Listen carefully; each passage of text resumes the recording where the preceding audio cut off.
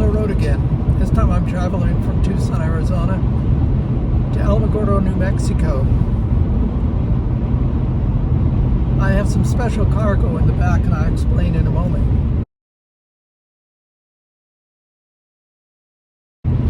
When I was 18 years old, living at the university, in my second semester, I received a phone call early in the morning on a Wednesday. And my older brother, who lived in California, had passed away, and my father gave me the news, and I made arrangements to go home to Alamogordo and be there for my brother's burial. He was 21 years old.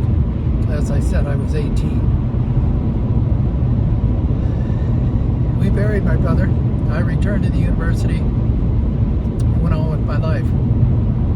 My parents divorced. My mother moved to Nevada, among other places. My father remarried. And then when I was, I think, 37, I was living in Tucson, married, had 2 small children, and I got a call from Nevada from a hospital saying my mother was passing away. Now, 6 months before my mother passed, she sent me a letter, and she asked that when she died, she wanted to be cremated and her remains buried on top of my brother in Alamogordo, New Mexico. And so when I got word that she passed away, my family was splintered. They weren't together anymore, so the burden fell on me, and it wasn't a burden, but to make arrangements for my mother's funeral, have her cremated, have those cremains sent to Alamogordo, where I picked them up, made funeral arrangements, gravesite, and my father was there with his wife, and we buried my mother's small brown plastic box with her cremains onto my brother's grave, about 2 feet or so down. Her remains were put there. And that was 1985. So after burying my mother, I returned to my job in Tucson, and then the years later, I was back in Las Cruces at the university, and I was dean, and I got word, it was 1998, so I was 40-something, 1988, that my father was dying. I went over and spent some time with him in the hospital, spent the final hours with him. He passed away, and along with his wife's assistants and so forth, we buried him there in the same cemetery, in a different part of the cemetery, and that was 1998. The one thing that's always been missing is that I own the plot right next to my brother there at that cemetery.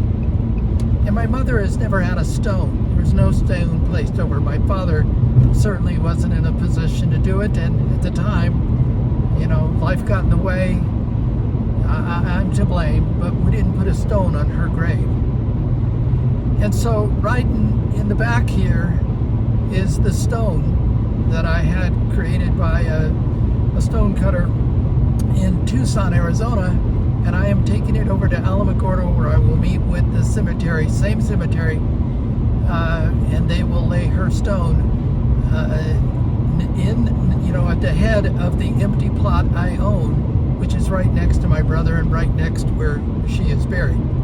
And I will complete that responsibility that has weighed on me somewhat for a lot of years.